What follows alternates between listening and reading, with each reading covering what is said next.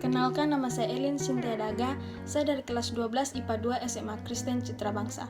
Pada video kali ini saya akan menjelaskan tentang materi jalan cepat dan saya akan menunjukkan hasil praktek jalan cepat dari saya. Yang pertama, saya akan menjelaskan tentang apa itu pengertian dari jalan cepat. Nah, jadi jalan cepat adalah bergerak ke depan tanpa hubungan terputus dengan tanah.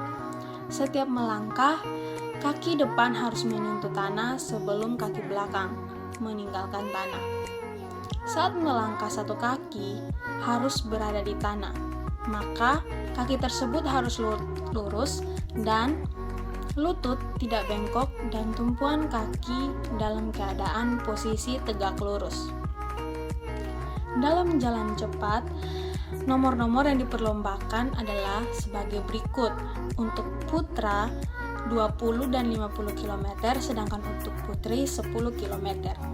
Selanjutnya saya akan menjelaskan sedikit tentang teknik jalan cepat. Jalan cepat merupakan salah satu nomor dalam cabang atletik dan resmi diperlombakan dalam kejuaraan-kejuaraan atletik, baik secara nasional maupun secara internasional. Teknik pelaksanaan jalan cepat yang pertama yaitu start. Startnya menggunakan start berdiri, karena start dalam jalan cepat tidak mempunyai pengaruh yang berarti. Maka tidak perlu ada teknik khusus yang perlu dipelajari atau dilatih. Sikap start yang lazim digunakan ada pada aba-aba bersedia. Peserta menempatkan kaki kiri di belakang garis start, sedangkan kaki kanan di samping belakang start kiri. Dengan badan agak condong ke depan dan kedua lengan harus rileks. Pada aba-abaya atau bunyi tembakan pistol, segera melangkahkan kaki kanan ke depan, disusul kaki kiri dan terus berjalan. Yang kedua yaitu langkah. Langkah dimulai dengan gerakan mengangkat paha kaki ayun ke depan lutut. Terlihat tungkai bawah bergantung lemas. Karena ayunan paha ke depan, tungkai bawah ikut terayun ke depan menyebabkan lutut menjadi lurus. Kemudian, menapak pada tumit terlebih dahulu menyentuh tanah, bersamaan dengan mengangkat tumit. Selanjutnya, ujung kaki tumpul lepas dari tanah, ganti dengan kaki ayun. Begitu seterusnya, selalu ada kaki yang menumpu, jadi tidak ada saat melayang. Yang ketiga yaitu condong badan. Mulai dari kepala, punggung atau dada, pinggang sampai ke tungkai bawah sedikit condong ke depan. Yang keempat, ayunan lengan.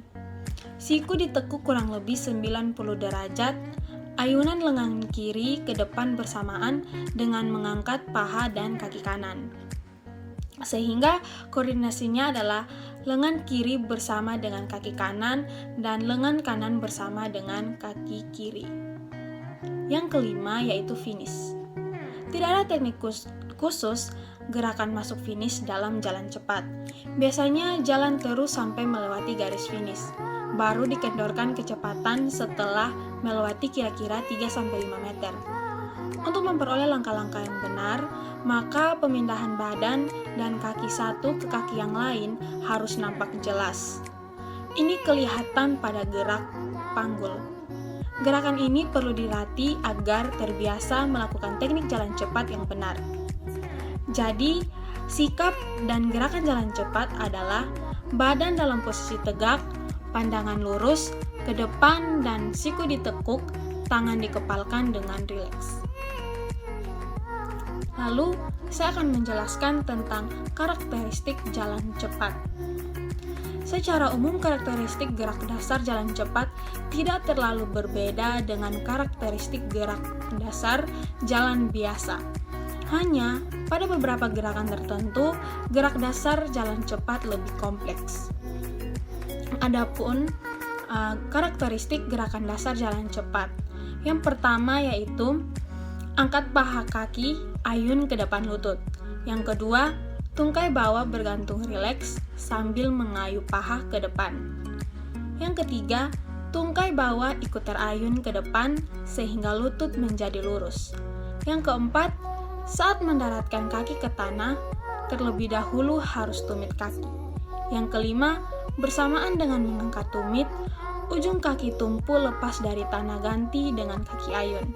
Yang keenam, posisi badan saat melangkah dengan posisi kepala, punggung, dada, pinggang, hingga tungkai bawah sedikit condong ke depan. Yang ketujuh, siku dilipat 90 derajat. Ayunan lengan kiri ke depan bersamaan dengan mengangkat paha kiri dan paha kanan.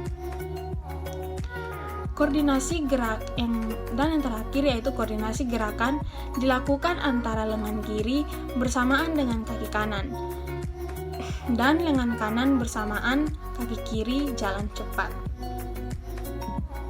Selanjutnya saya akan menjelaskan tentang fase atau tahapan jalan cepat. Yang pertama yaitu fase tumpuan dua kaki. Fase ini terjadi sangat singkat. Pada saat kedua kaki menyentuh tanah, pada saat itu pula berakhir dorongan yang diikuti oleh gerakan tarikan. Tarikan ini lebih lama dan menyebabkan gerakan berlawanan antara bahu dan juga pinggul. Yang kedua yaitu fase tarikan. Fase ini dimulai setelah gerakan terdahulu selesai. Gerakan ini dilakukan oleh kaki depan akibat kerja tumit dan koordinasi seluruh bagian badan.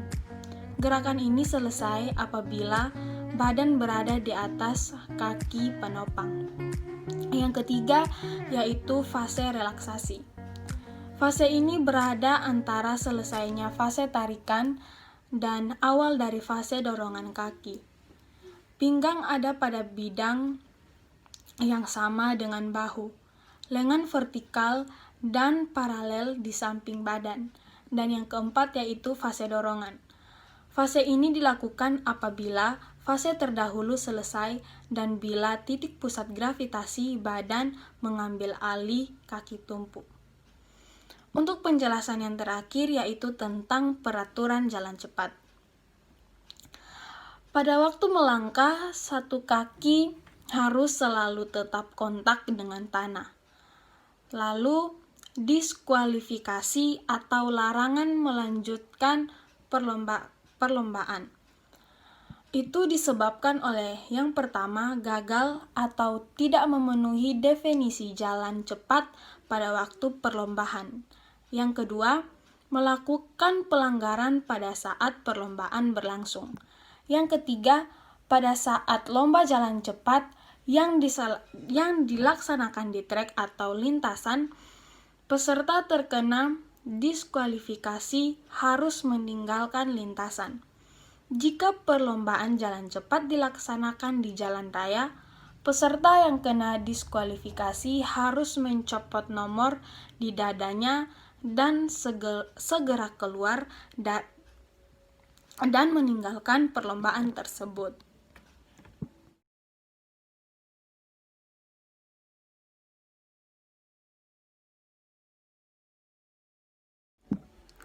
Demikian penjelasan tentang jalan cepat. Sekian dan terima kasih. Shalom.